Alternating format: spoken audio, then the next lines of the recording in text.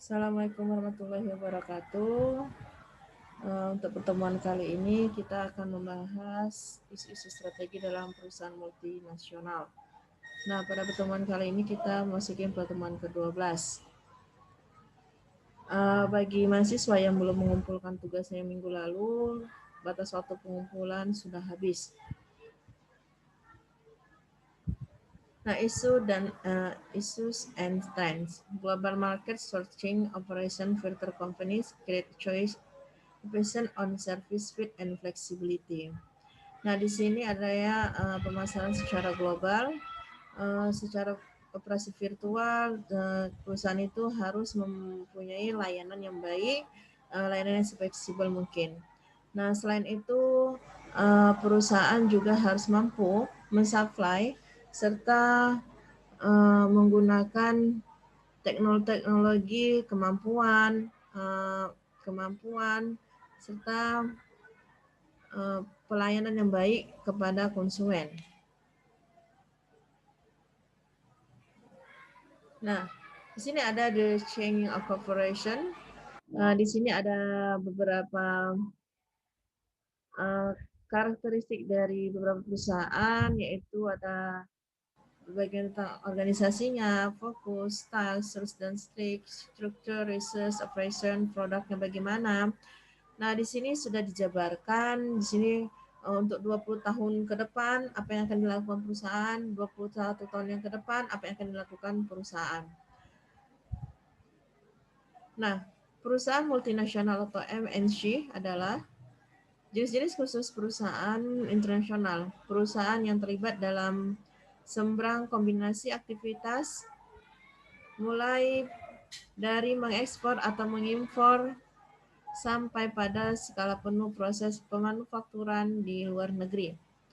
MNC adalah suatu pengembangan lebih jauh perusahaan internasional dengan keterlibatan mencangkup seluruh dunia dan manajemen serta pengembalian keputusannya mempunyai perspektif global.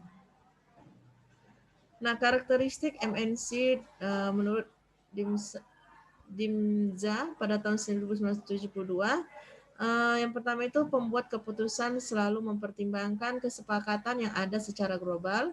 Yang kedua, sejumlah aset MNC diinvestasi secara internasional. Ketiga, bergerak dalam produksi internasional dan mengoperasikan beberapa pabrik di beberapa negara. Keempat itu pengembalian keputusan manajerial didasarkan pada perspektif yang meliputi seluruh dunia. Nah, kontinum industri internasional. Kontinum industri internasional itu terlihat dari multidomestik dan global. Nah, adapun perbedaannya, yang secara multidomestik itu industri tempat perusahaan-perusahaan mendesain produknya sesuai dengan kebutuhan para konsumen di satu negara tertentu.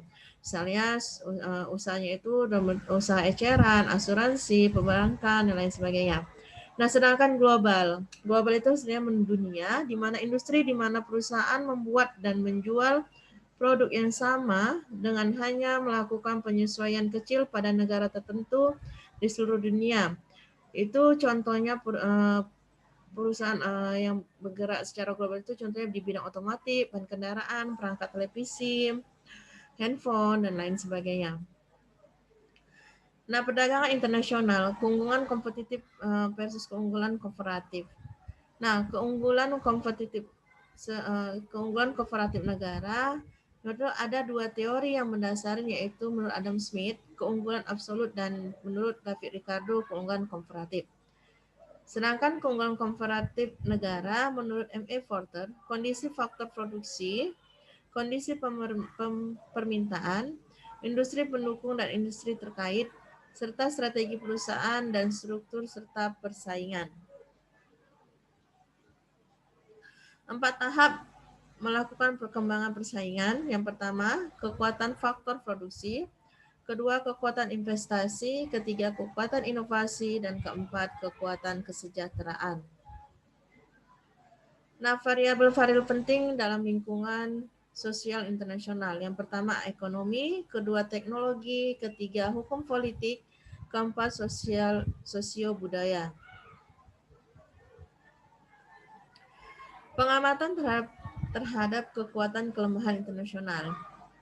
Nah, di sini perusahaan itu seharusnya melakukan pengamatan terlebih dahulu. Di situ ada juga kelemahannya secara internasional. Biasanya itu yang pertama keunggulan kita kalah di bidang keunggulan teknologi, lalu nama dagang yang kuat, yang ketiga keunggulan pemanfaatan skala produksi, yang keempat kemampuan untuk melakukan pengamatan, yang kelima produk atau jasa yang unggul, keenam eksekutif internasional yang kuat.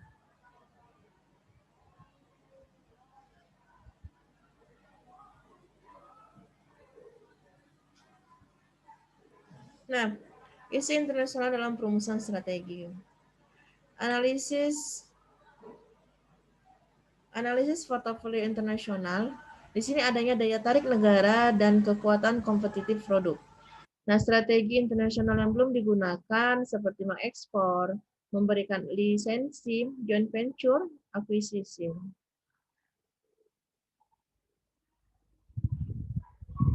Nah, berarti di sini berdasarkan materi kita hari ini,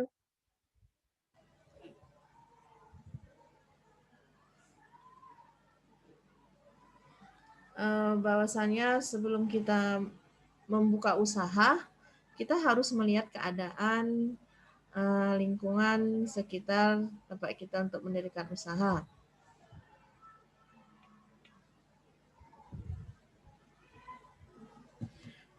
Buat lingkungan usaha dan apa aja kendala yang akan kita hadapin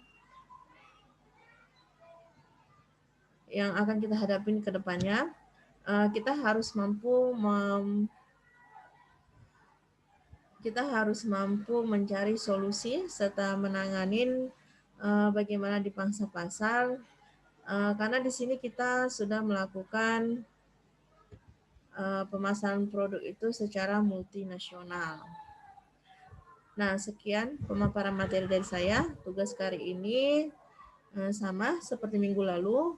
Ananda sekalian, silakan meresume materi kita hari ini. Assalamualaikum warahmatullahi wabarakatuh.